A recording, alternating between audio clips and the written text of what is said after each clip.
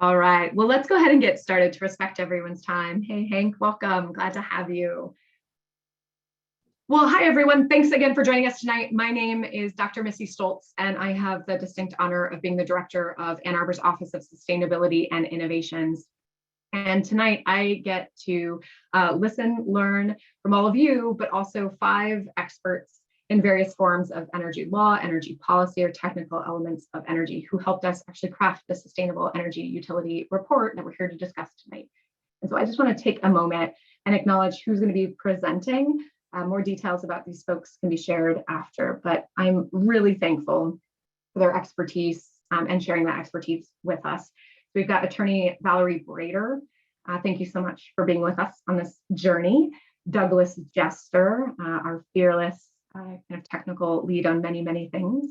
Paul Fenn, the vanguard of community choice aggregation, and perhaps Chief Trouble Causer, which we really love and appreciate about him.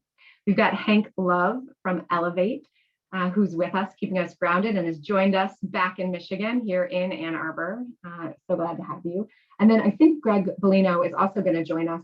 Greg is from DG Reimagined and really brought a lot of expertise around distributed energy systems.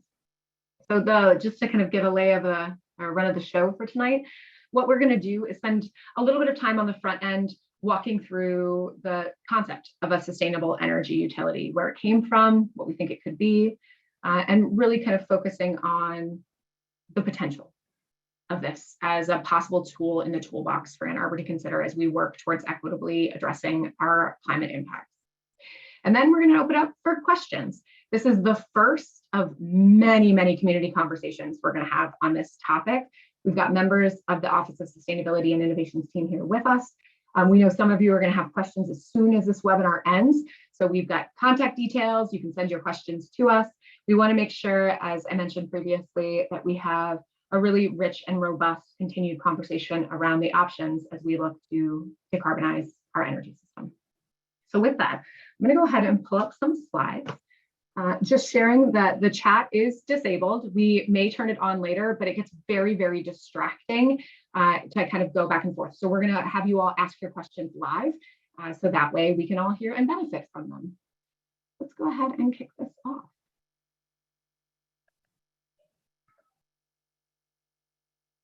All right. Can we see this, everybody? Great. Well, welcome again. So tonight we're going to talk about a concept called a sustainable energy utility and its potential application here in Ann Arbor. To ground that conversation, I think it's important to understand how we sort of got to a point where this was being considered. So I assume many of you know, but in case you don't, in November of 2019, Ann Arbor City Council unanimously declared a climate emergency. And in doing that, they set an ambitious, audacious, and we say absolutely essential goal of figuring out how we were going to get climate pollution within our community to zero by the year 2030, and how we were going to do that in a just and equitable way. And then in June 1st of 2020, as a follow-up, City Council reaffirmed their commitment to that goal of local decarbonization by 2030, and also adopted a plan, a living plan for how we would achieve that, known as A20. So we talk about most things now under the auspices of A20, because that is the framework, that is the goal, those are the programs and the initiatives by which we're trying to hit equitable decarbonization community-wide.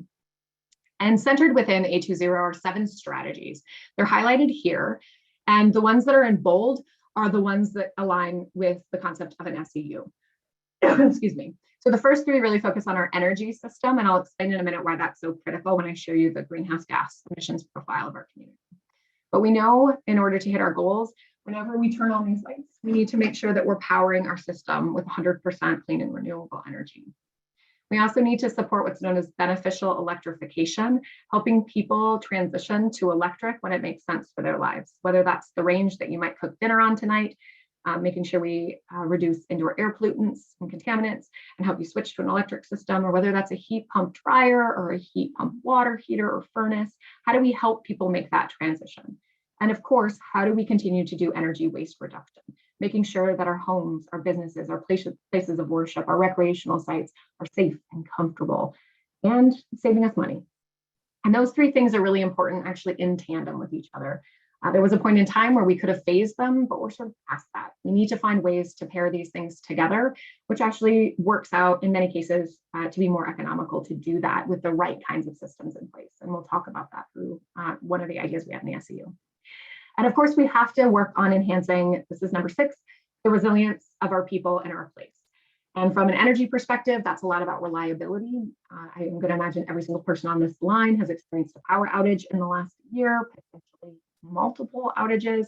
Our grid is vulnerable, and it's only going to get increasingly more vulnerable as extreme events continue to increase in frequency, duration, and intensity, which is one of the main climate impacts we experience here locally. So how do we invest in the resilience of our infrastructure, but also of us as the people in this place and our natural systems upon which? So those are 4 of the kind of overarching strategies that we brought to the discussion as we thought about our energy future. And I'm going to kick it over to Hank in a minute to kind of talk about some objectives. But before I do, I want to just ground in the greenhouse gas emissions profile of our community. This isn't some other community, this is us. So when we look at Ann Arbor and the way we use energy and how that translates into greenhouse gas emissions or climate pollutants, what we find is that the majority of our emissions come from the electricity we use in our built environment. But not far behind is the natural gas that we use to heat and cool those same buildings. So our built infrastructure has a very significant impact in terms of our greenhouse gas emissions. That also means we have an opportunity.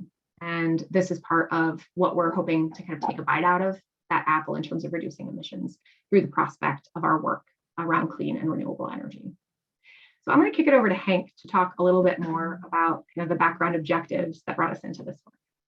Over to you, Hank. All right. So what is a sustainable energy utility? What is it? Well, our vision for a sustainable energy utility in Ann Arbor is a 100% renewably powered, reliable, local, shared, and publicly owned energy utility built by the community for the community. So what does that mean? Well, we have 6 objectives to achieve that. One is to shift our energy from low carbon or from carbon intensive energy sources to carbon free energy sources, as outlined in the community's 8 to 0 plan. We want to find solutions commensurate with the pace necessary to achieve a just transition to community-wide carbon neutrality by 2030. 3, create a customer-centric model that empowers people and businesses, regardless of their size or location, to have choice in meeting their energy needs. 4, center the needs of low-income and historically underrepresented groups in the energy system and ensuring they have access to programs that improve comfort, affordability, and sustainability. It's critically important. 5, move away from viewing energy as a commodity and to viewing it as a service. And 6, improving our energy system's reliability and resilience by lowering our dependence on a single grid, which we've all felt the unreliability of that this year. So now I believe I will pass it along to Valerie, unless I'm supposed to read this one. No, I'm up for this one. Thank you. So when we think about what services could an SEU offer, there's a whole range of things, but there are some obvious places to start. And the first of those would be solar and energy storage, which could improve reliabilities during power outages. And then also thinking where to build from there, microgrids between neighboring households to share that solar and storage. Now, when you think about some of the other things that it can do, they're less visible, but probably even more important, which is really having a robust energy waste reduction effort. Those are also known as energy efficiency programs that give rebates to support residents, even those who are renters or otherwise don't own the buildings that they're in, help them improve their comfort, their health and safety, and of course, save money on that energy.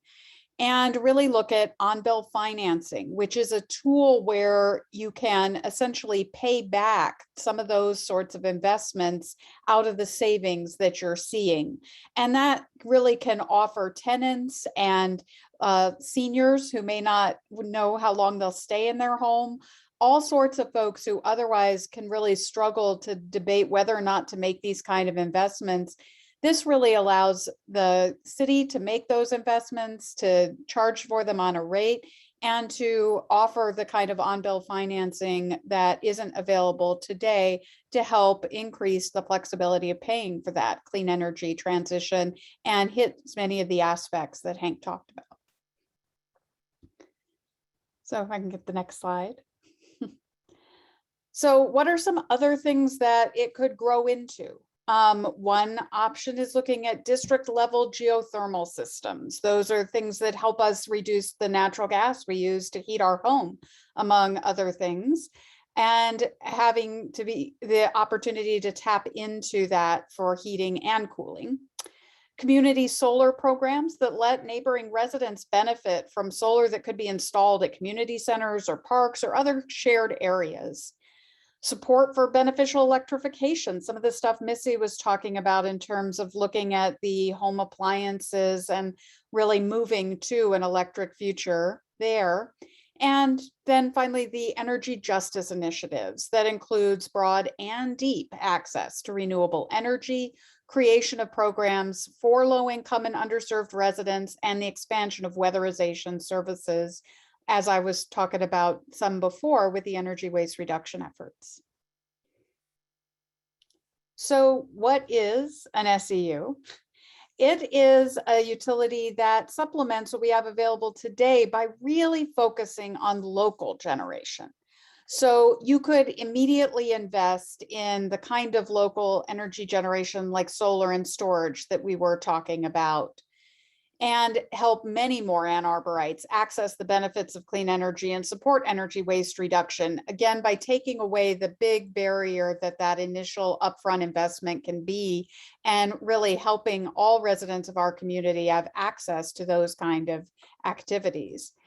It would also have those sorts of resources available because it would not be focused on buying existing poles and wires, but it would be installing sort of limited additional poles and wires to connect those city-owned resources for micro or nano grids that, smaller and smaller, but being able therefore to focus our energy and investment on those local distributed resources.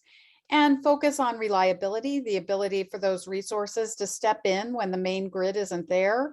Resilience, meaning trying to get these in as many places as the city as possible to really help us be able to withstand those kind of outages more easily with local and clean energy generation. So when we think about how this kind of supplementary utility might align with the 2030 goals and energy criteria and principles that have really shaped Ann Arbor's vision for the 820 future, it really does quite well. It would reduce greenhouse gas emissions and add additionality. That means making sure that when we're investing, we're not just eating up the clean energy that's already available and making other people dirtier, but actually adding cleaner energy and knowing that that's where we're getting it. It really helps on some key equity and justice priorities. It helps us enhance the resilience and reliability for residents. It starts local. We can do it more quickly because we're not trying to take over a massive system, but we can build locally and grow organically. It's scalable, it's transferable, and it's cost effective. When we've looked at initial estimates, the ability to use the kind of longer periods of financing that utilities have and the incredible technical advances that we've seen on solar and storage and many of these other resources, we really can do that in a way that is cost effective and attractive for residents. Okay, thanks, Valerie. It's Greg here, and I'm going to pick up where Valerie left off and talk about what the offerings are, how this could actually work. I'll just reiterate why it's a workable solution, and I think it's important what Valerie said about it being, it's a supplement. It's what I call an and model. So it approaches the local and the specific customers who want to do interesting things, but maybe can't or don't have the means or don't have the technical support. And I think that's a really important thing, and that's important because it's immediately implementable. And it can scale to really deliver value to the customers and still, live inside of the broader ecosystem that is the utility infrastructure of Michigan. I will give a little briefing on the first couple. I think Douglas is going to come in and give a briefing on the second half, but these are what we just referred to as the offerings, the opportunities. I will say I moved to Michigan 6 years ago, and I have been a strong proponent of reforming the utility model, and have spoken in many states and in Michigan. So this does not preclude any more transformative things we should do at the state level. But as a localized effort, it makes these offerings much more immediately available for people that have demand. And as Valerie said, I mean, just look at battery storage. In 10 years, it's dropped 89% in cost. It dropped 13% last year. And it's now in the money to be effective for anybody who has the space and the financial means to be able to put some of these solutions up. So let me talk about a couple, and then I'll pass it on to Douglas. First is solar. I think everybody's aware that solar and storage has become a viable solution. It is a solution that works today. It lowers cost by producing energy against what you might need to pay for. It reduces the carbon footprint by using clean energy, obviously sourced from the sun. And then you gain resiliency by having a backup source. So without any intervention, solar is a viable option. Now, for people like me and others who choose to invest in that, they can also be a customer of the SEU, and I'll describe how. But one of the features of the SEU would be to make that available to people who might not have the means to put the initial investment up, and it could be operated on behalf of them. So solar would be made available as a service, or the benefit of cost and resilient and clean power can be provided as a service by making it available, to people who choose to do so. So in and of itself, I think that's an easy proposition to understand. It gets even more interesting when I put it in the context of microgrids.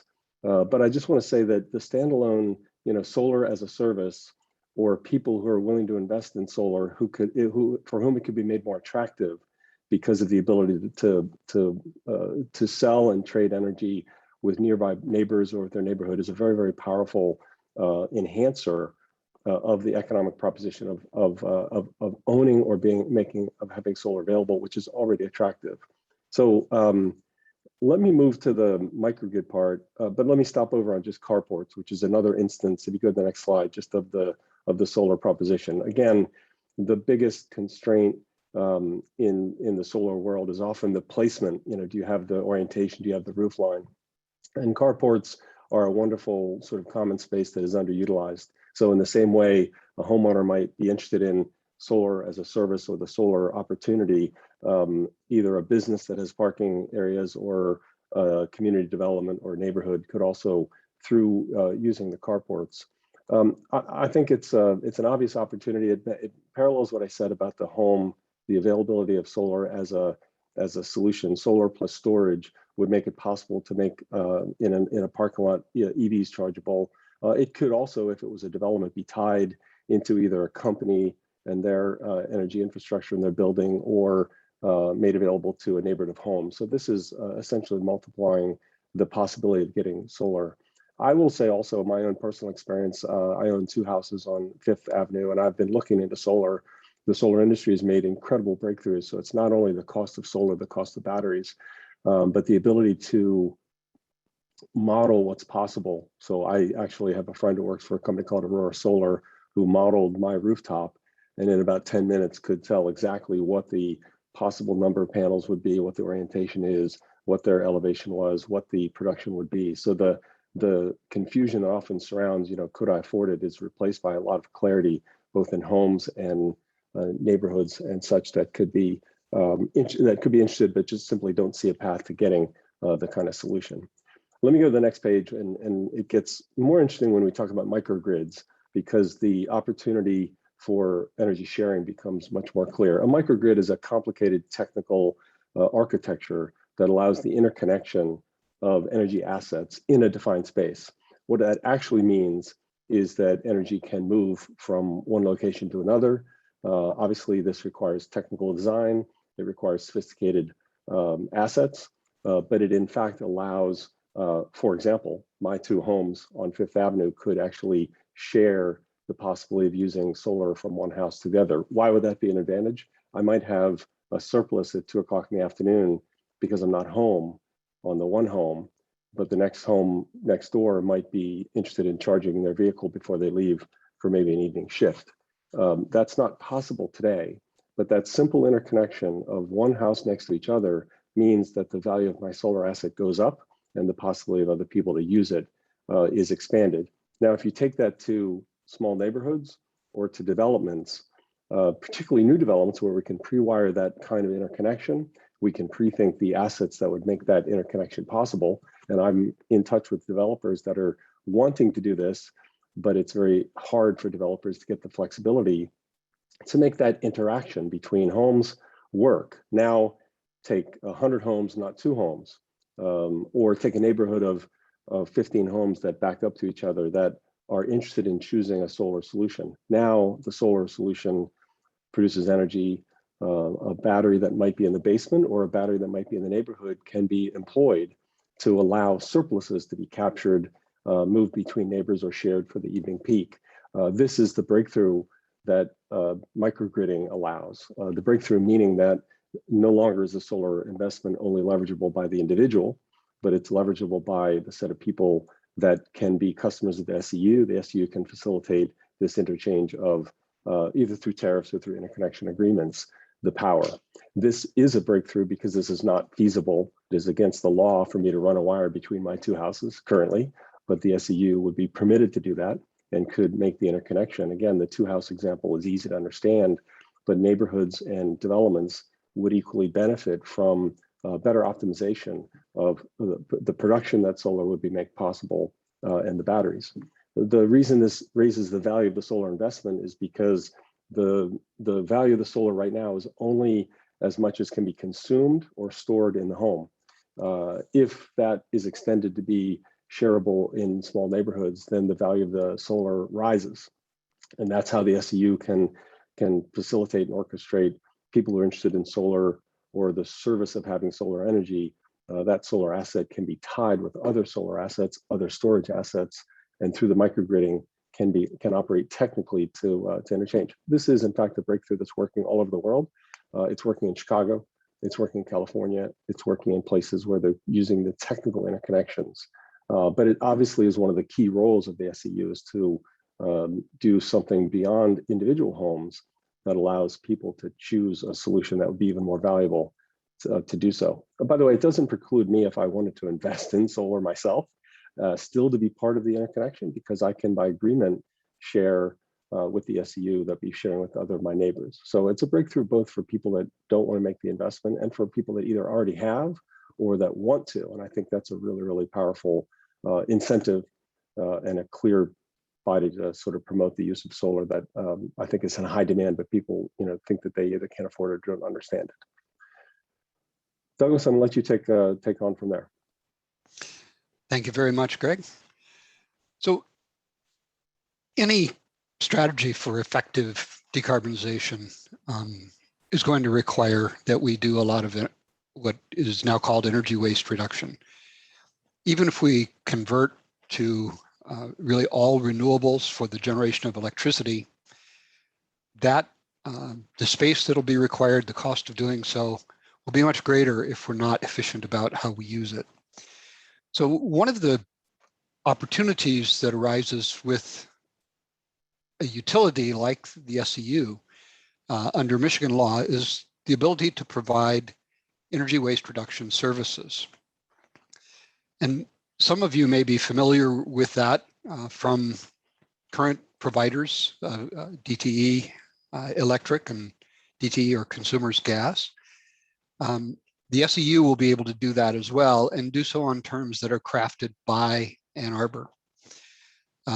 Importantly, there's an opportunity here to do this in a way with on-bill financing that allows deep investments as opposed to just buying a slightly better appliance or a light bulb or something of that kind, which is where the existing programs tend to go. So building improvements are more expensive. They require an investment that pays back over time, and on-bill financing can be the way that that is made affordable to many people. The idea of on-bill financing is pretty simple. the utility, in this case, the SEU, puts up the money for the improvement. The responsibility to pay back can reside with the owner of the property or with the person who's paying the utility account. And by having it go with the person who's paying the utility account, you get payment by the party who is benefiting from the increased energy efficiency. And that aligns incentives for all parties. Very importantly, in a city like Ann Arbor, it aligns incentives for landlords and renters so that the renter is not dissuaded from investing because they're not going to be very long resident there. The landlord is not dissuaded from investment because they don't pay the utility bill. Instead, everybody gains. The landlord gains from the property improvement, the renter gains from reduced total energy bill. So if we can go to the next slide. Thank you. And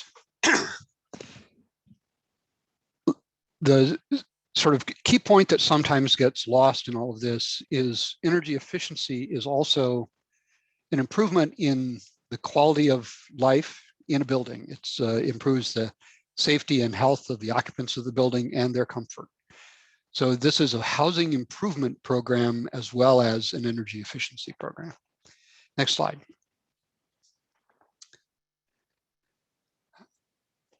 Another option that is open through the SEU is the ability to provide what is called district geothermal. Geothermal heat pumps are a very efficient way to heat and cool a building. They require fairly substantial investment above that is required for something like an air source heat pump. That investment gets greater efficiency, but can be a barrier to adoption.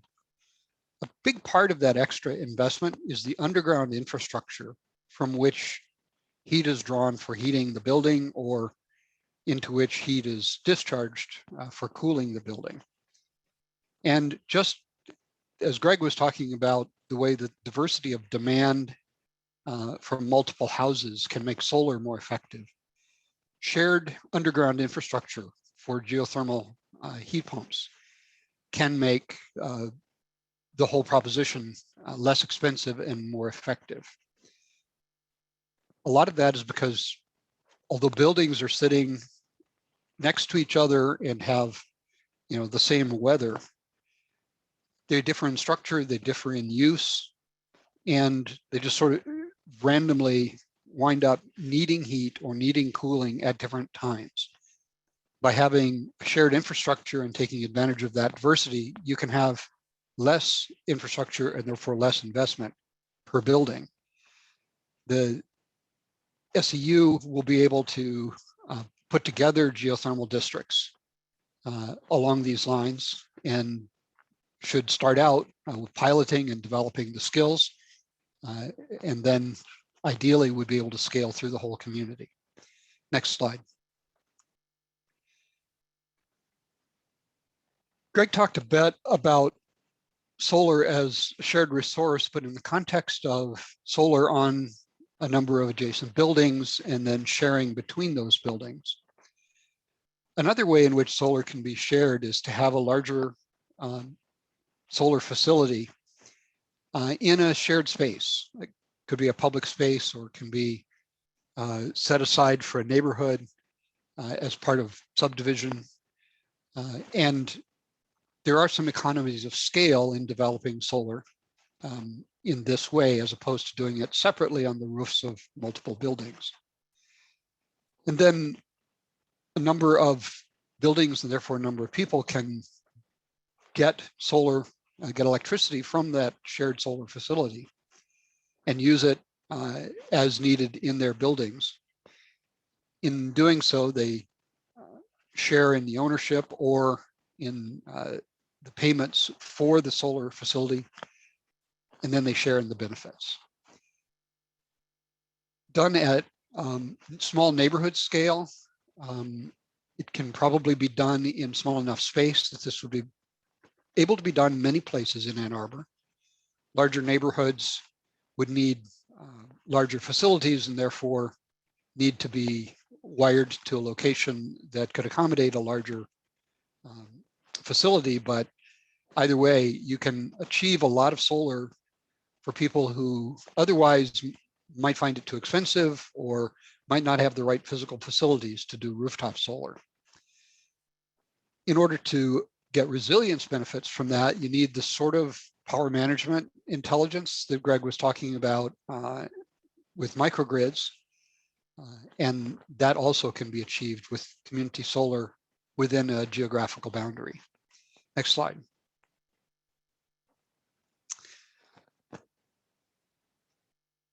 Another option that arises with the SEU is that the SEU can help people make the transition to electricity for heat, whether it's hot water or space, by making it financially feasible. Again, the SEU can make the initial investment and recover that investment through charges to the occupants of the building.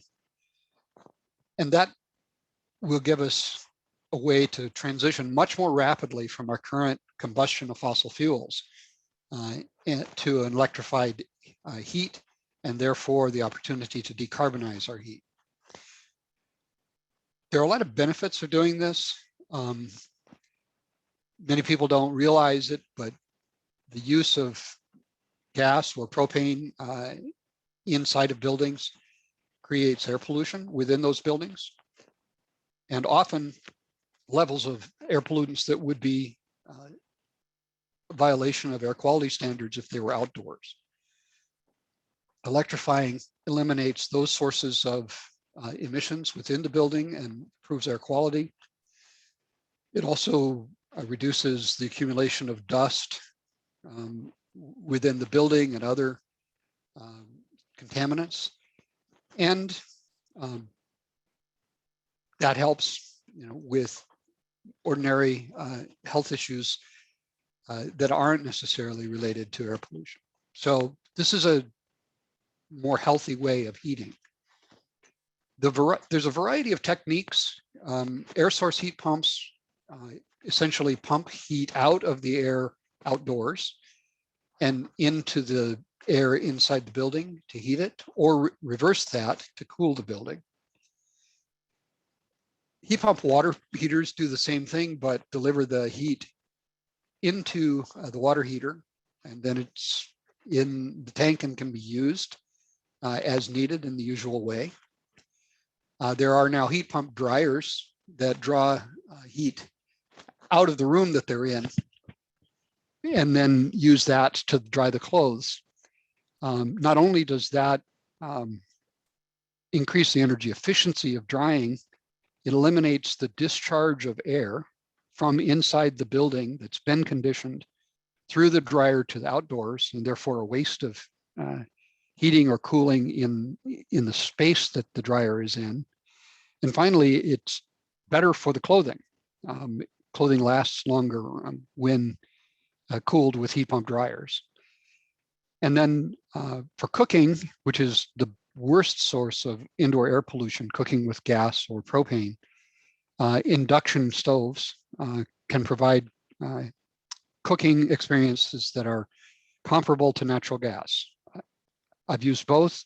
We currently have an induction range, and I much prefer it because not only does it come on as quickly, but it also cools more quickly and is safer. So the SEU can provide on-bill financing and economies of scale in the acquisition of these kinds of appliances. Ideally, it'll be paired with electrification or with on-site generation or community solar, and that will reduce the operational costs. So these are the kinds of things that the SEU can do. Let's go to the next slide and get to the sort of last point. We thought hard in developing the concept about how we could advance rapidly, give the people of Ann Arbor ways of accelerating to a clean energy transition without setting up large conflicts with existing utility providers. And we think that all of the things we've talked about can be done either without using the existing distribution grids or with minimal interaction. And over time, we can build the technical capability for people who are participating in the SEU to have power when DTE's grid is down, and to be able to use that power for a safer, more comfortable period of survival of that outage, even if they are still partially dependent on DTE for some of their electricity. So these are the kinds of things that we think are possible, and we look forward to seeing if it can be delivered to the residents of Ann Arbor. With that, let me hand it off to Paul.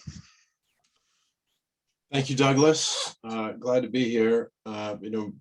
Just to take it up to a higher level, I guess you'd say, in terms of this discussion, there is a lot of complexity in an energy transition in a 2030 carbon reduction regime, right? That's 8 years away.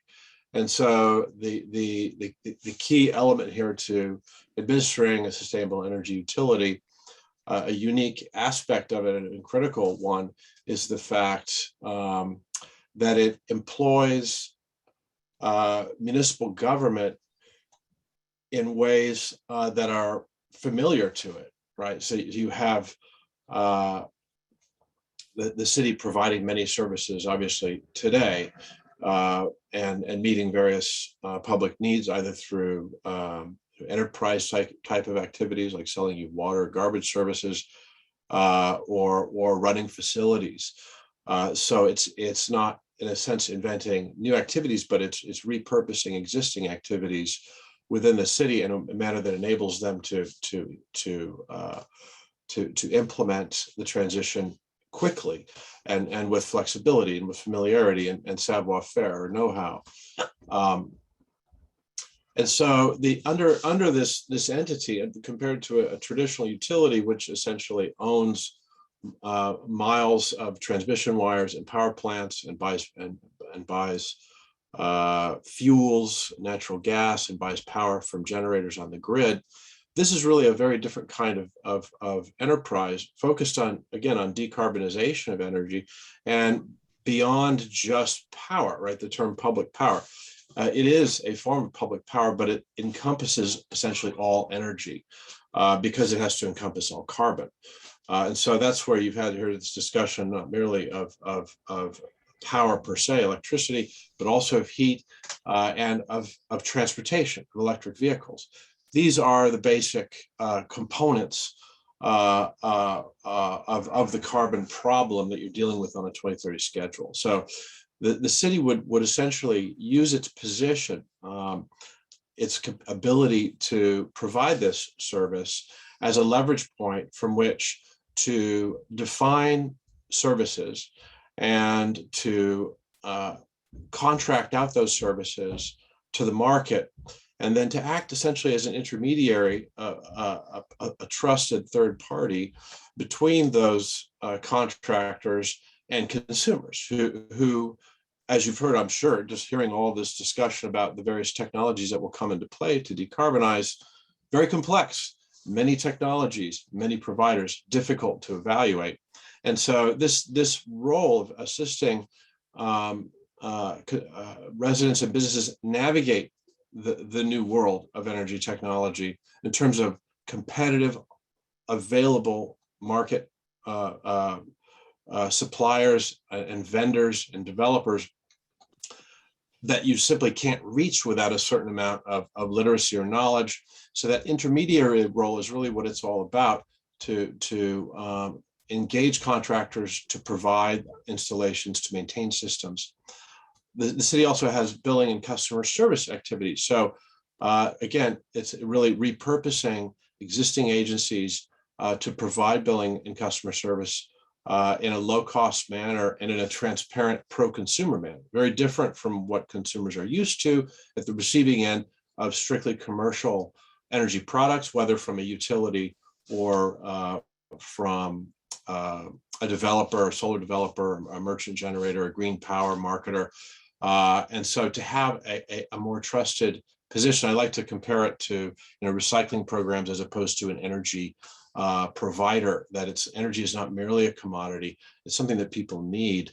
And so to treat it as something needed and with the public purpose to decarbonize it in the manner that we do when we separate our paper and our plastic, that cooperation that municipalities can facilitate through their billing services, through their communications, and through their credibility, through their name recognition, the trust factor, which is a critical factor to be able to decarbonize energy, to engage all members of the communities, huge red lines, neglected whole parts of the population that are simply not served by current providers can be reached effectively. No better entity than the city to do that. And then to manage the processes, to establish accountability so that you have a greater degree of protection. There is a lot of mistrust in public opinion against energy providers because there's been a lot of manipulation. There's a lot of politics behind energy. And so this inserts a certain amount of honesty and credibility to more effectively engage people. And then, to have a flexibility within that process, so it isn't just this colossal single technology approach, but is sensitive to the needs of people. Something that you just heard from Douglas in terms of, people have different needs, and an effective engagement, which is required for to scale decarbonization, it must reach everyone. So to reach everyone, you've got to be able to reach low income, the middle income. You've got to reach small businesses, middle-sized businesses. These are the neglected sectors of the economy that can be reached by the city itself. And so it's community needs in terms of resiliency centers, in terms of, resiliency hubs and this sort of thing, that part of the plan, but also the needs of different kinds of consumers, right? That you have people that have that don't own their home, people who do own their home. Currently, the markets essentially neglect them. People that are in multi-residential, people that are in public housing. These sectors are very hard to reach by the market, but the city can act in that intermediary position to reach them, to adapt offerings to them, including to the hardest to serve, the lowest income, no credit score, etc. So please, next slide. So in terms of establishing an SEU, the real shocking part of it, because if cities try to get into energy programs, you're looking at 5-10 year periods. It is very political, but also that starting up the enterprises involves essentially creating a utility, and meaning creating staffing positions for those traditional activities that are not focused on decarbonization, like building power plants, acquiring transmission lines, this sort of thing. Instead, the focus of the launch is to start decarbonization right away. And so those intermediary functions are very focused specifically on establishing a pipeline of interest in the community to begin to build up essentially an aggregation of demand for these technologies through that more effective engagement. That's what here we're calling the wait list, something which is increasingly used by innovators in the energy field, right? So if you buy a Tesla, you have to get on the wait list. If you want to get the Ford Lightning, you got to get on the wait list. So wait lists are a great way to organize demand so that you can, once you have the legal authorization to go ahead from the city council, then you're able to immediately launch the activity. That means that you're getting microgrids online in a far more rapid schedule than you would if you were going to try to launch an entire utility. So it's, turning around a ship versus turning around a jet ski, right? And this is a very nimble, light, and flexible approach to engage people and line them up so that you're able to go straight to market and commence redevelopment of the neighborhoods of the city. Part of that is preparation of a rate analysis, which is recommended, and that's specifically looking at, again, what are the needs of customers. Some people have very high rates, some people have very low rates. Some people are on using lots of energy for heating, other people are not. Some people are commuters and use a lot of a lot of vehicular energy, others don't. And so these types of customers, obviously they're businesses, they're residents, but different types of customers will have different value propositions that should be presented to them that will essentially be compelling to them, right? If you offer the same cookie cutter product, like, buying renewable energy certificates and being 100% renewable, that kind of what you see a lot in the marketplace, it's just one product. Certain people like that product, most don't. And that's why they have such low levels of participation in those kinds of products. But if you do a rate analysis, you can figure out good ideas for each customer, for each building, for each neighborhood. And good ideas save those customers all of the work of figuring out what they should do. Like so many consumers are thinking, well, I'd love to have a solar, but I don't own my roof. So what do? I don't know. What would work for me?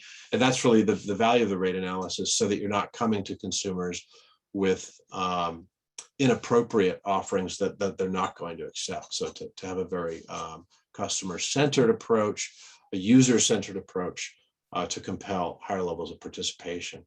Governance structure and staffing needs are a required element of the launch. You've got to have either the city council or another entity responsible for, very likely to have monthly meetings, but to work out the rules of governance for running this enterprise. And then the staffing, which is, again, you're looking at a 2030, an 8-year schedule to decarbonize the entire city. That's a great deal of commercial activity, requiring a great deal of management of many projects, all in a parallel redevelopment track. So think of that kind of neighborhood by neighborhood, block by block, foot level focused redevelopment going into buildings. And those are contractors doing that work, but they've got to be overseen, managed by staff. And staff also have to operate as the planning center and the brain center of the operation. So they've got to have all the data. They've got to have essentially operational control over any database systems and communication systems for monitoring and control, et cetera. The basic required step to implement this program is a simple ordinance of the city council. Another remarkable fact, because otherwise, without this option, you would be looking at not only a required public vote, but also you would be looking at a significant sequence of actions involving the condemnation of the existing system, and you'd have litigation that would be led by the city. So in this case, you literally can launch with a city ordinance. City ordinance could be adopted in a month or two, right? And so in terms of looking at the pathway, you have the ability to launch this in a very timely manner. And so there are possibilities for a public vote depending on specifically financing mechanisms. We are talking about the SEU putting up the capital to build everything you're talking about. The repayment of those systems will vary according to who's going to own it, and so in some cases it'll be owned by the city, public assets.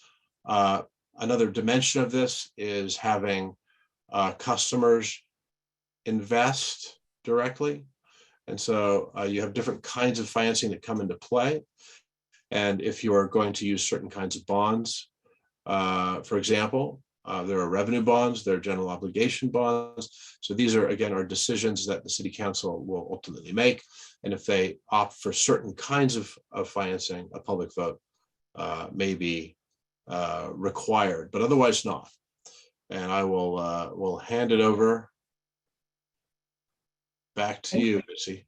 Thanks, Paul, and thanks everyone so much. I want to sort of ground us. You all did such a fabulous job, but we did get really technical really fast. So I just want to kind of end by saying an SAU at its core would be a local utility, locally owned by us, the people, that would provide renewable energy for everyone that wanted to be a part of that. It's another choice within the system. It would provide energy saving opportunities. It would start with solar on rooftops and battery storage, energy waste reduction, and eventually could grow to include the microgrid, the nanogrid, the geothermal systems that we spent some time talking about. And the rationale here is to move with purpose and intentionality to address the climate crisis, to address reliability, and to make our energy hopefully more affordable and ours as a local energy source. So I hope that didn't get lost as we kind of got into some of the specifics here. And I want to thank you for joining us on this quest. And at this point, I think we're ready to open it for questions. And Julie, I think you're going to help us out here.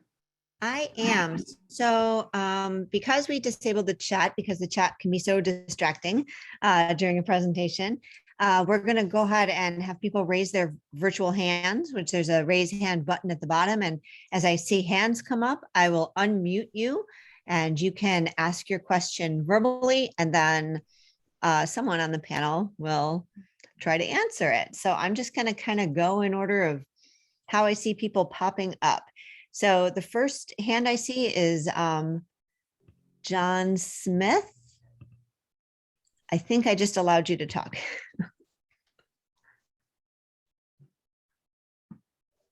Okay, can you hear me? There you are. Yep, we can All hear right, you. there I am.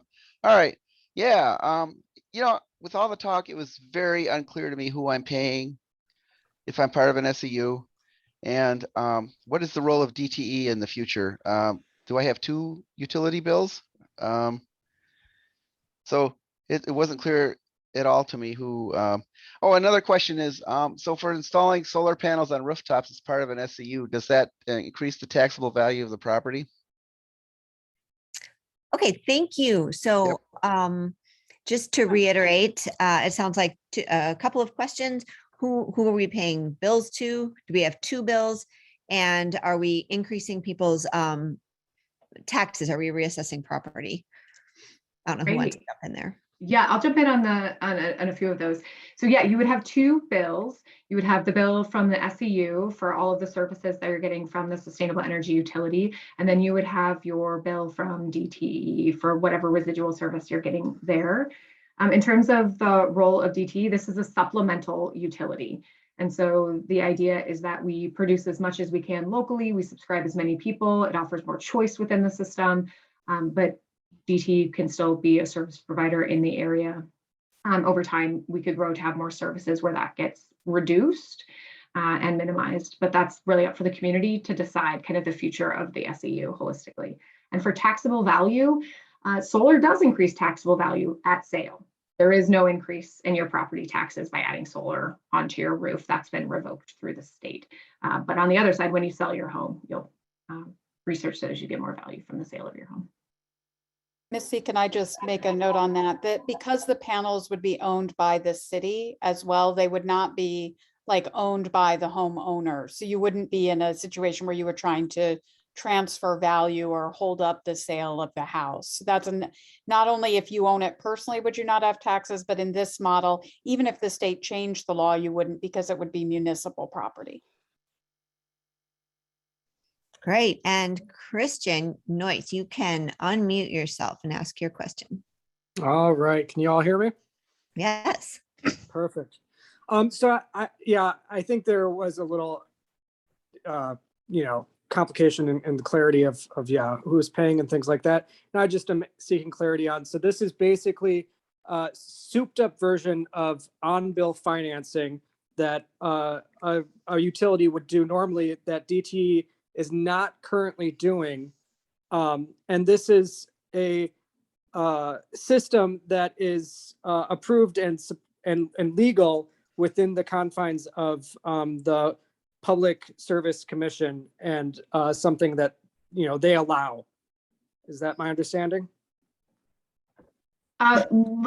Sort of. So on-bill finance itself is something that is very much allowed in Michigan for utilities to be able to use, and we don't have it through our current utility. But the other programs, so we talked about on-bill finance more from the landscape of energy waste reduction work or additional beneficial electrification work, but the actual solar, kind of the bread and butter of this model, would be something that you don't pay back in that way. You pay a utility bill like you would pay. It just happens to be, so we would install, the SEU would install the solar system, and you would pay back based on your usage at a set rate, just like you pay your bill today. So you don't on-bill finance that. You on-bill finance the other components in the SEU. Is that clear, Christian? Yeah, it's a utility. Yes, that is More that is than- more clear. Thank you. Yep. Great. Okay. Next we have Mark Smith. You can unmute Great. yourself. Yes, I don't understand why making the hydro plant feasible again is not a primary, focus of the SEU, because hydro, you can't get any cleaner than hydro. Sorry. Yeah, Mark, good question. We actually already do use the hydro facilities. So we're generating electricity from it and using that as part of our existing infrastructure at municipal facilities. So certainly could be. We just didn't highlight it here. So thank you for grabbing that. Great. Vincent, you can unmute yourself. Thanks so much for doing the presentation tonight, and I'm very supportive, our family supportive of this. I think it's great potential. So I understand that there's 40 municipality utilities already in Michigan, so we aren't the first, probably won't be the last. I have a question about installing your own solar system and potentially the batteries or some way of storing the energy. Maybe in years to come, you'll store it as ammonia. That can go through a conversion to generate electricity. Some of the tax issues in the past were a bit confusing in that, you added solar and you weren't going to be taxed, but then this got refuted and the homeowners were kind of upset that they were indeed, increasing in taxes. And now we're getting it such that it's only increased after you sell. I think we should incentivize renewable energy and take the tax issue out of the equation so people know they're getting a good deal to step forward and become, energy efficient. So like I said, I do support the effort and hope we can move forward in that direction. Thanks so much. Thank you, Vincent. I would just clarify that a little bit about what Missy said earlier. It used to be that when you got solar on your home, the tax assessor came out, increased your assessed value of your home, and your property taxes were increased.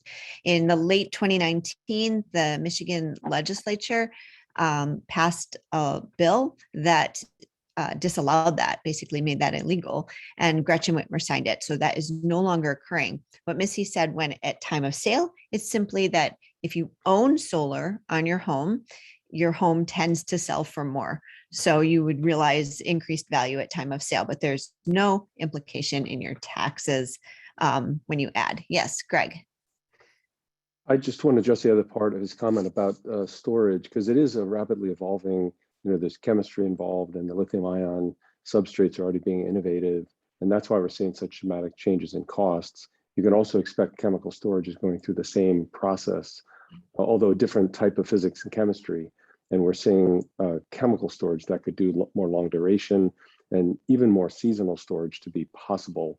And then there's also innovations in good old mechanical storage, not pumped hydro, because it's so hard to permit, but literally using physical blocks and things that can be elevated in places where that might be possible. So storage in all forms is before our very eyes transforming. So if you think of a 10-year horizon, 10 years ago, people said nobody's going to buy storage because it's uneconomical. They're not saying that today. So in 10 years, what we're capable of doing is going to be dramatically different. And I do believe chemical storage, as you mentioned, will break through the applications of storage across the districts that we're talking about. Awesome. This is Douglas Jester. I'd just break in and say a couple of years ago, the tariffs were changed for solar in DTE's service territory, where it was less favorable to have the solar from your system go out on the grid. Since then, almost 1/3 of all of the solar systems installed in DTE's service territory have included storage. Yeah, and the SEU, should you be selling back excess, if you own your own solar, should you be selling back excess to the SEU, those rates would be dependent on, what the SEU could offer, which hopefully could be equal to or better than what DTE could offer for that excess generation. Dave Mills, you can unmute yourself. Hello, can you hear me? Yep. Great. I believe I heard that the first step for this to be created would be an ordinance being written. And I'm just curious, beyond that, really, how would this get going and started? And do you have a vision for how it would scale up and grow and any kind of timeline? Thank you. Yeah, it's a great question. So the first required action is that ordinance from City Council, but there's a lot of things that we would want to do before, like figure out the governance structure, the staffing needs, actually go out into the community and see what kind of interest there is in the sustainable energy utility and subscribing, because that'll help us really figure out the best way to scale. And then in terms of service offerings, the way that we envision this working is to start with behind the meter, so rooftop, solar, and storage systems, as well as energy waste reduction and on-bill finance. So those would be the first offerings that the SEU would provide.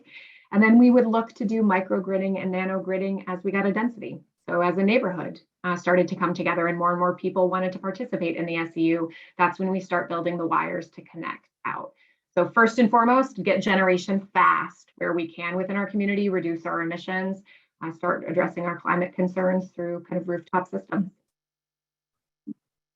Great.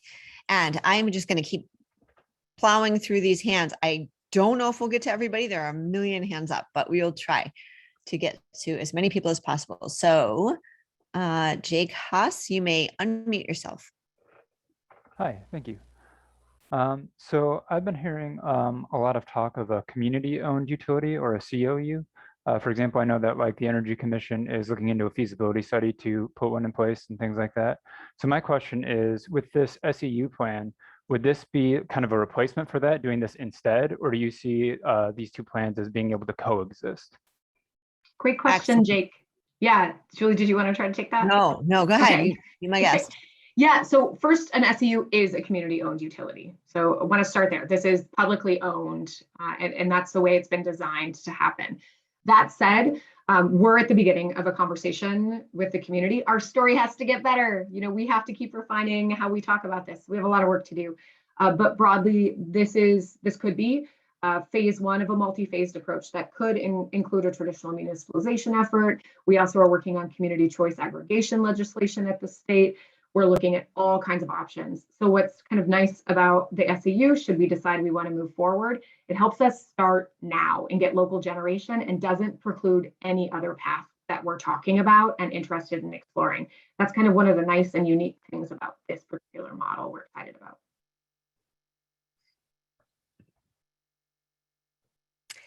Brian Liddick. Yeah, given that no poles and wires would be purchased, I'm trying to envision, the future microgrid situation where, I'm currently interconnected with my solar to DTE. It sounds like this would be a parallel actual wires project that, somehow would I still be operating in parallel to DTE and potentially be able to transition over to the microgrid at different times?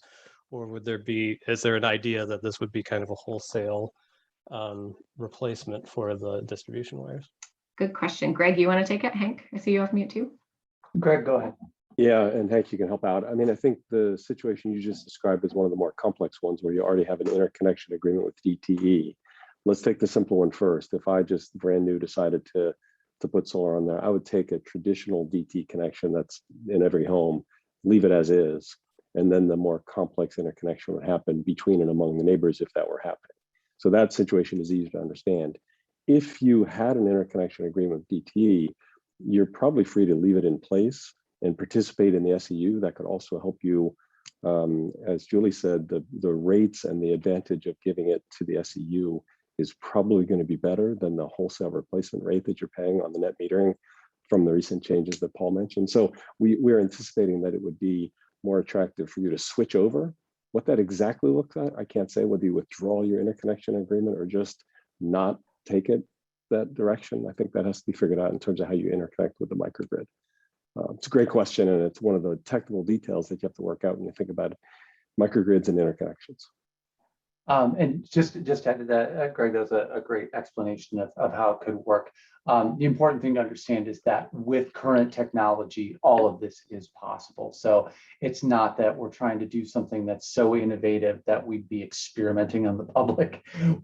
The technology exists. It's just a matter of how we find the most cost-effective ways to help people have this as a supplement to DTE and make sure that there's no safety issues and that power can be utilized by the community safely and efficiently. That's great. I would just add one thing, which is that when we're thinking about microgrids and wires, we're not thinking as much about poles, but wires between a house and a house. Maybe it's an underground wire. We're also acknowledging that an interconnection agreement with DTE right now, if you have solar on your house, is bi-directional. So you feed back into the grid and you take from the grid.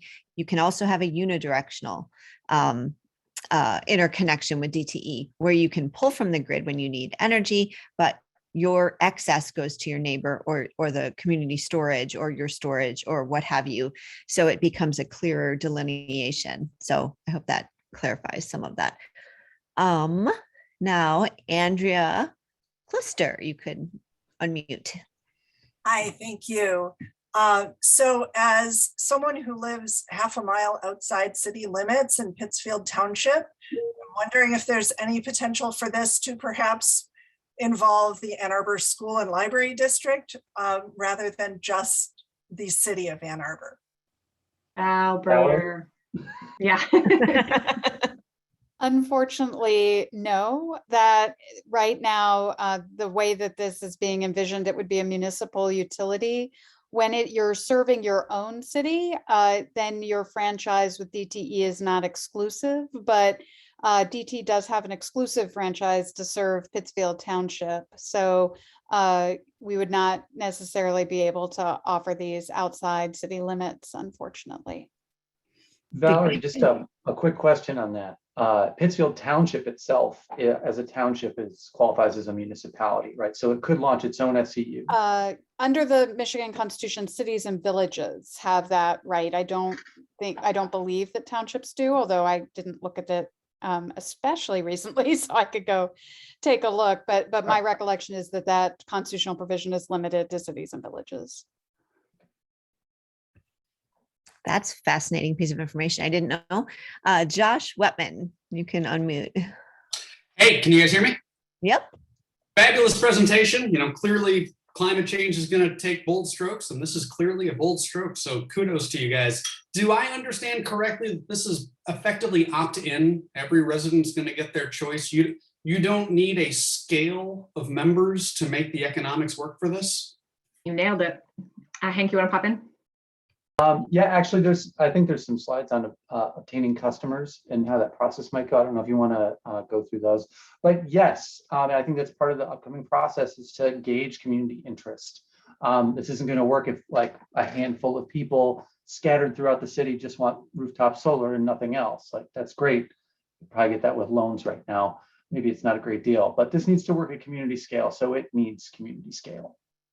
That said, the economics actually do work out with just rooftop solar and storage distributed throughout the community. We're more excited about the other things, which I bet you are too, like the microgrid and the nanogridding and the district geothermal, but the SEU actually does work. Our economic modeling shows with distributed kind of access. And in terms of obtaining customers, the way that we propose starting, certainly a blanket kind of call out to everyone, but we really want to focus on our low income and energy burdened residents because we think we can get them savings fast.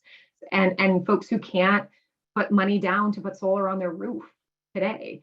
We want to start there in terms of recruitment to bring people into this to help really solve not just the climate crisis, but an economic crisis they may be experiencing. So I'm trying to make Evan Daywell allowed to talk, but he's got an old version of Zoom, so I have to make him a panelist. Is that okay? That's the message I'm getting. Whoa, okay. Jump in. You just have to answer questions, Evan, if you come on over. Evan, apparently you're a panelist now. Hi, folks. My question, I live in Arrowwood, which is one of several housing cooperatives in Ann Arbor that seem like they would be kind of great sites for this kind of a program, but ultimately, decisions about putting any infrastructure on top of the buildings would be made at the board level. So, I'm wondering, how do residents in these housing co-ops sign up for wait lists? How do we best advocate to our board that there's this cool program that we might be interested in? And I think just considerations around that. I think that, these co-ops would hit a lot of the criteria for this program. Evan, Julie, do you want to take that though? Maybe through some of your work with Solaris? Yeah, definitely. Evan, what a good question. So it's already an issue for folks who are in condo communities or have homeowners associations, HOAs that have restrictions on things like solar. There are over 30 states in the US, I believe, that have laws that say that HOAs cannot restrict access to solar energy for their residents, but Michigan is not one of them. There has been some legislation talked about, I think, by Representative Robbie, but I don't know where that is. It has not been introduced.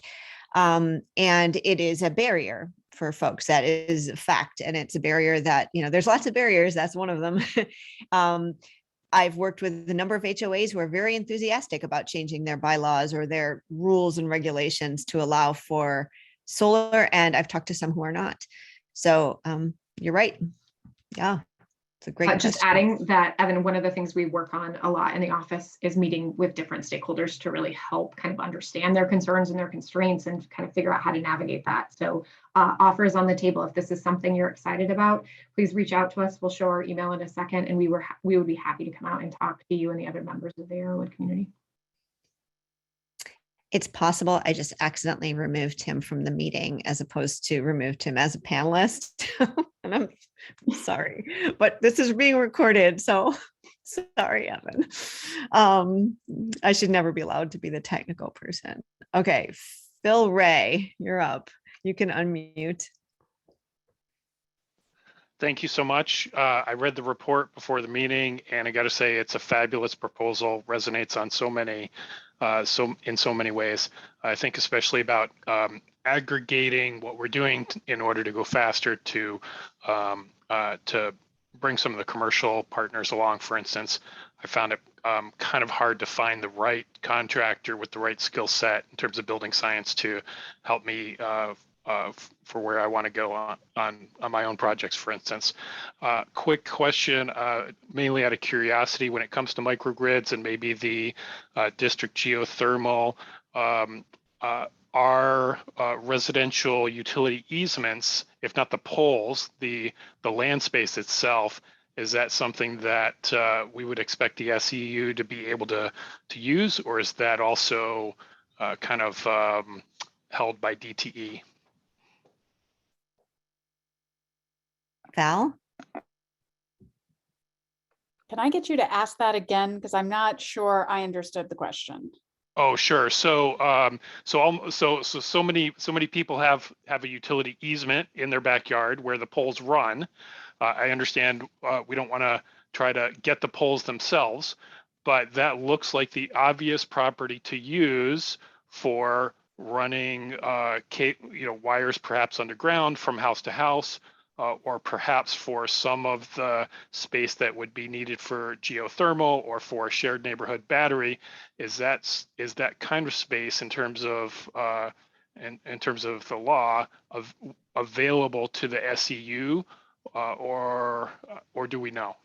So I'm going to give the fabulous lawyer answer of it depends.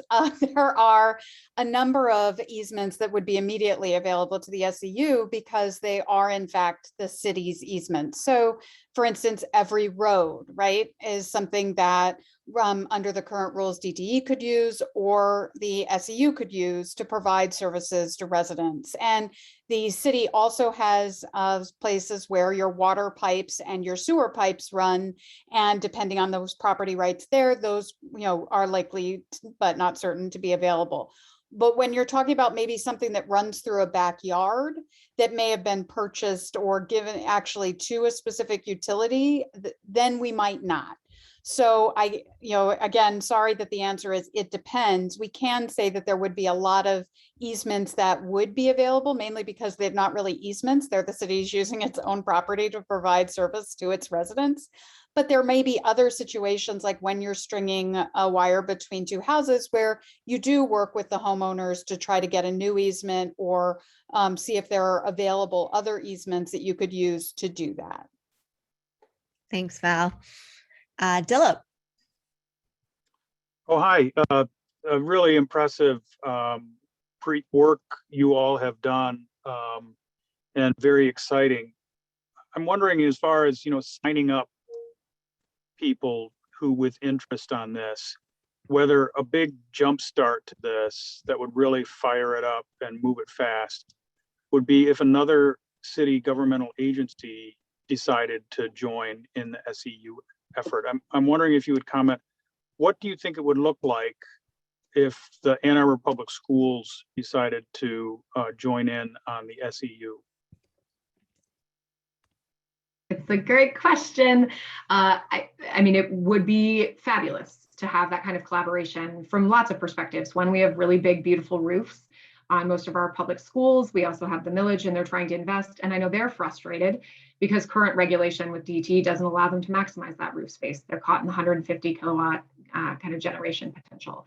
And also their usage profile is different than the use profile for the surrounding residential area. So that would be a really nice kind of addition to how we would manage the load within the sustainable energy utility.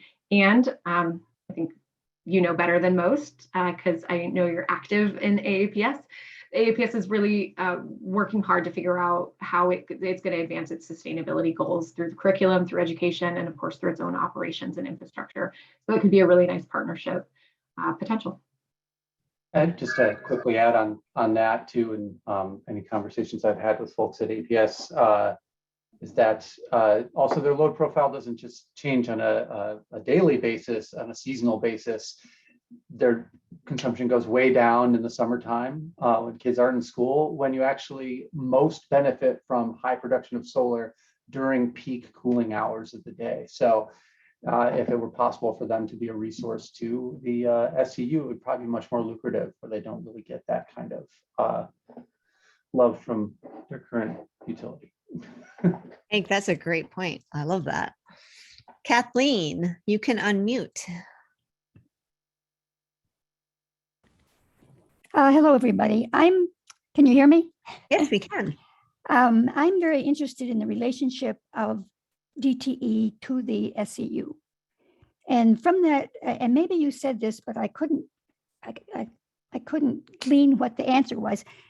Does this mean that everybody will still get a bill from DTE, and people who go and invest in the SEU, they'll get two bills? Is that right? That's right. Yeah, okay. That's right. It's a supplemental utility providing more choice.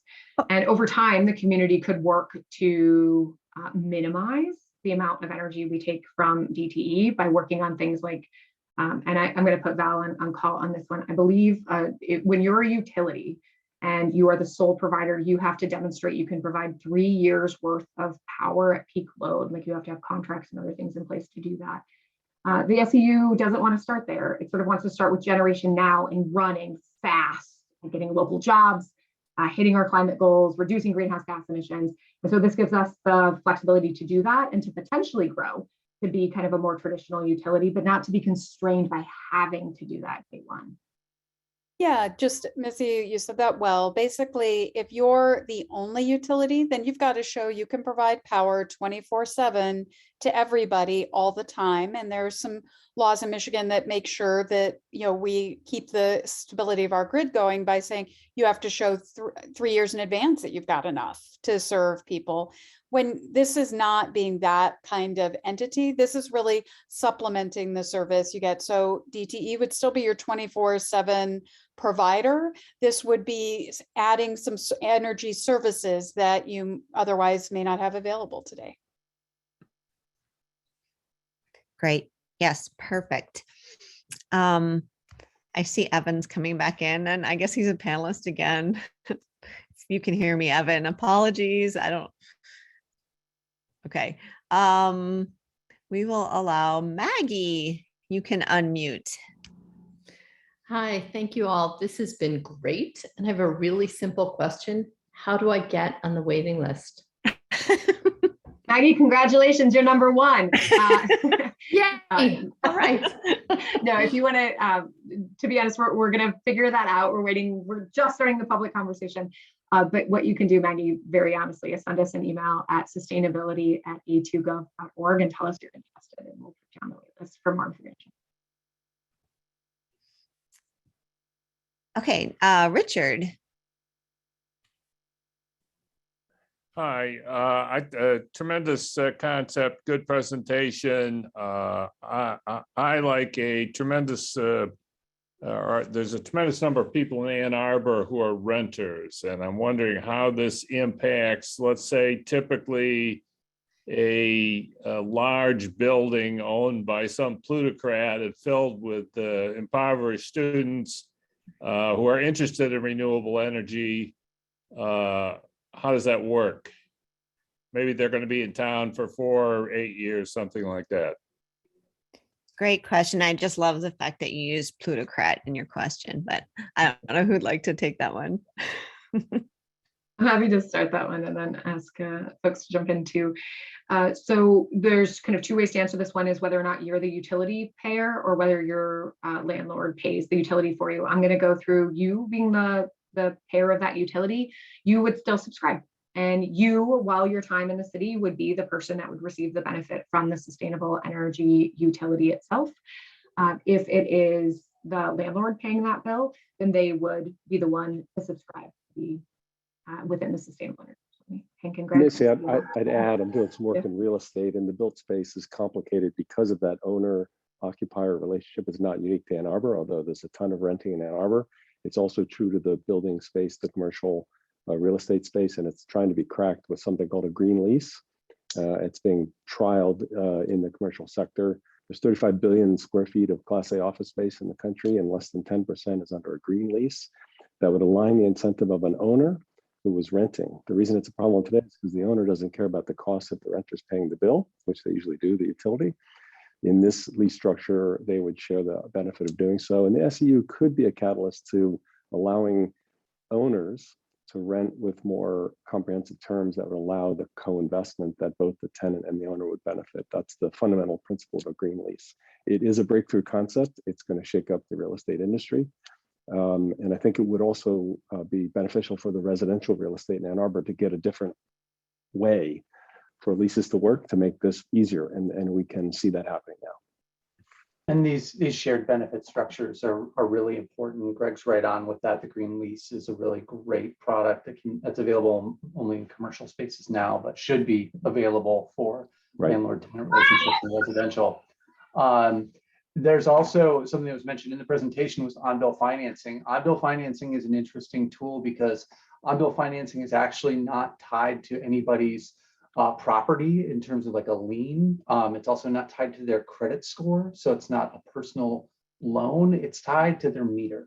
tied to the connection to the building. So it can be available to renters. It can also transfer between owners and tenants in a rental situation. So it's a really flexible financing tool that can transcend that, but it does still require that agreement between the landlord and the tenant to enter into something like that. But they can receive a dual benefit from it, which is really great. Fantastic. Tim Vaduva.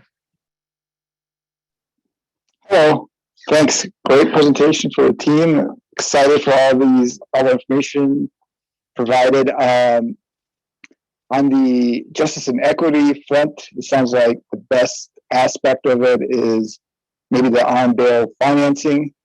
How does that, so if I understand correctly from the presentation, you can, if you own a home, you can get some kind of retrofitted furnace or appliance and use on-bill financing to pay for it and transition that way. Is that correct? And if so, I guess how's that program would work? Is there a down payment, monthly cost, terms like that, or how does that work? On-bill financing can actually work in a lot of different ways, and many of which you've outlined. The real goal is to make sure that somebody's overall bill, so let's just say for the sake of argument that you get your bill from the SCU and DTE, and you get on-bill financing through the SCU, your total energy bill will either stay the same or go down slightly while you're financing the improvements. Once the improvements are paid back, you'll receive the full benefit of those energy efficiency gains and lower your bill significantly. So that's how it would work. Sometimes if you're doing something that might not be as cost effective on the front end, to require a large capital expense, like adding solar at the same time you're adding like a heat pump, you might need to pay an upfront cost to make sure that your overall bill does not go up. But it really depends on the cost tolerance of the person who's getting the financing. But the real goal is that your bill goes down immediately and you're still paying for the improvements that are made, and eventually will receive the full efficiency benefits. Just adding, that's kind of at its core what on-bill finance does, but the SCU can also have programs to help access these things much more affordably. Energy waste reduction programs where you sort of get services already, and then you really are talking about the delta. We could have bulk buy programs where we're getting assets cheaper than what you currently get. So there's other ways to kind of lower that cost so you're financing less. Great. I want to add something on that, because it's an interesting history that I was in the UK when the UK passed a law called the Green Deal. We were not the first one to bring that term into the political realm, but this was a legal framework that allowed on-bill financing to finance energy efficient measures. And they had something called the Golden Rule, and there were 24 different measures that, as Hank said, paid for themselves in a reasonable financing timeframe. So those were the ones that were permitted, and in that schema, the utilities would do the financing and make it possible for everybody to get it. It didn't happen the way they expected for a number of reasons, but it was an excellent framework, and we could employ the same framework. The Golden Rule is, here are the 15 things you can do that pay for themselves, and we'd set up an arrangement that would be viable in how your monthlies look. And I think that's the basic premise. Okay, I've just been told that we have to stop, and there's 4 more questions, but I'm not in charge. So I think that because we're trying to be respectful of the panelists' time and all of the people's time, but all the questions that weren't answered and more can be posed to us at the website or the email address that Missy mentioned, sustainability@a2gov.org, right? Yes. So please don't feel like you didn't get your questions answered, but I'll let Missy take it. Thanks, Julie. And thank you all for sticking with us on this journey. We are at the beginning of the journey. We are excited to see your questions. We are excited to work with you to make this idea stronger, better, and more relevant for us here in this place. So thank you so much for joining us. Do share any feedback, thoughts that you have. We'll circulate the recording to all of you after we get it downloaded, and stay in touch. And before I go, one last special thanks. Thank you very much, Paul, Greg, Hank, Douglas, Val, for all of the work and support. And thank you to the members of the Office of Sustainability and Innovation who kind of worked tirelessly on this concept to see if it had any traction here. So everybody, happy fall, happy Halloween. I hope you have a wonderful season, and we'll see you at the next SEU event. Take care, everybody. And sorry, Evan. Apologies to Evan.